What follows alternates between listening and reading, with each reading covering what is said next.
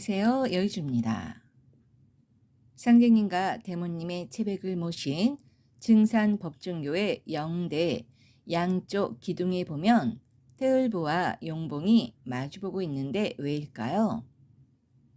용봉과 태을보를 나란히 모시고 있는 증산법중교회 영대는 증산상제님과 정시대모님, 양이분의 채백을 봉안한 성묘원으로서 이곳은 두 분의 상량이 내왕하시는 곳입니다. 영대의 내부를 잠시 살펴보면 상제님 봉분 쪽 천장에는 삼청정과는 반대로 청룡을 맞은편 대모님 봉분 쪽 천장에는 황룡이 약간 연두빛으로 그려져 있습니다. 영대는 임진년 정월 15일 음력 10월 10일에 상령식을 하게 되었는데 이후 무술년에 지어진 천하전 또한 공교롭게도 동일한 음력 10월 10일 상령식을 하였는데 왜 두 곳 다 화은당 선사님께서 영으로 낳으신 두 도령 중 작은 도령의 탄신일인 10월 10일에 맞춰 상령식을 하게 하셨을까요? 청기 82년 정월 15일에 기념치성을 올리니 천존신장과 구목신장이 하강하시어 명령하시되 상제님의 묘각을 건축하여 천지도수에 부합되도록 10월 10일에 상냥토록 하라고 화은당 실기에 기록되어 있습니다. 그럼 무극과 태극과 환극이 뭔지는 다들 아실 테니 각설하고 본론으로 들어가겠습니다. 영대와 천하전을 상냥하게 하신 10월 10일은 바로 신무극을 상징하기 때문입니다. 하여 10월 10일 상냥을 한 영대와 천하전의 주인은 무극이신 마고의 화신불로 징여 오한극임을 알 수 있습니다. 이치적으로 영대는 육기초의 낙서로 김수부님이 주인이 되시고 천하전은 육기초의 하도로 정시 대모님께서 주인이 되십니다. 그렇기에 김수부님을 상징하는 영대에 태을보와 용봉을 양쪽 기둥에 그리게 하신 것입니다. 현재 많은 분들이 자칭 김수부임을 주장하고 있던데 만약 그렇다면 그에 대한 증거가 필요합니다. 첫째, 여러 가지 증표들 중 하나만 예를 들면 김수부님 분신이라면 용봉에 표식이 있어야 합니다.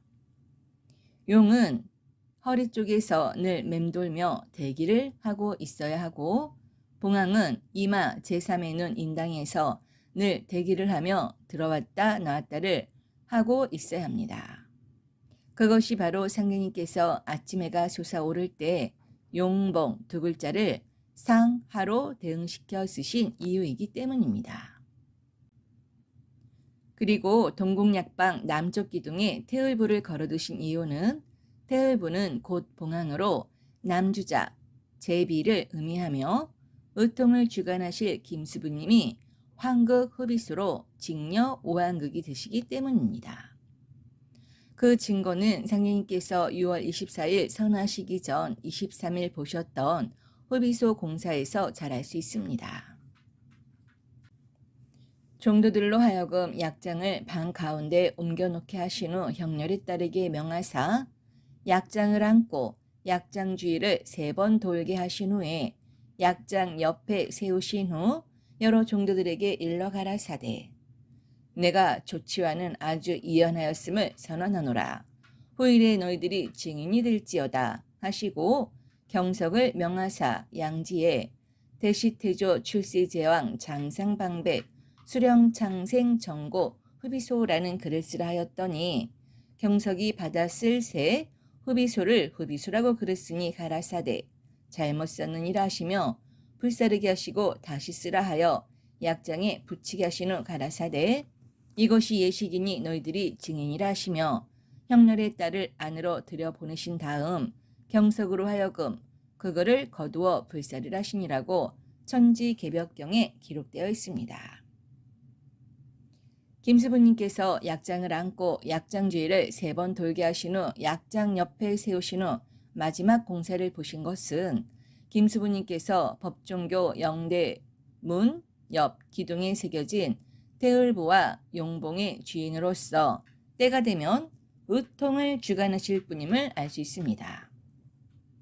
하여 고부갱망리 강시문중에 내려왔나니 이제 주인을 신방함이니라 하시고 시속에 아무 때 먹어도 긴가가 먹을 밥이라는 말이 있나니 대저 무체면 무용이라 서는 금인고로 김씨에게 주인을 정하였노라 하신 것입니다. 이로부터 형렬의 집에다 식주인을 정하고 머무르시면서 도문을 열어 천지공사를 행하신 것입니다. 또한 무량대보 김영렬이요 부원군 김영렬이라는 말씀으로도 다 알려주신 것입니다. 이렇게 확연한 상주님의 말씀이 있음에도 임금의 장인이라는 부원군의 작호를 받은 김영렬 정도의 딸이 후비와 후비수의 주인으로 법종교 영대의 태을부와 용봉이 주인이 아니라면 도대체 누구란 말입니까? 하여 주인을 신방하러 직접 인사로 오신 상대님께서 마고이신 김수보님 집에서 9년 동안 천지공사를 보신 것입니다. 그럼 성주풀이 공사 일부를 읽어보겠습니다.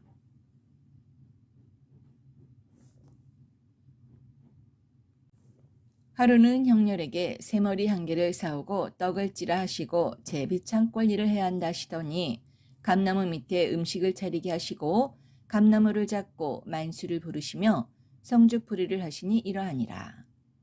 경상도 안동 땅 제비원 솔씨바다 소평 대평 던지더니 밤이면 이슬 맞고 낮에는 변리 세워 그 소리 점점 자라 정장목이 되었구나.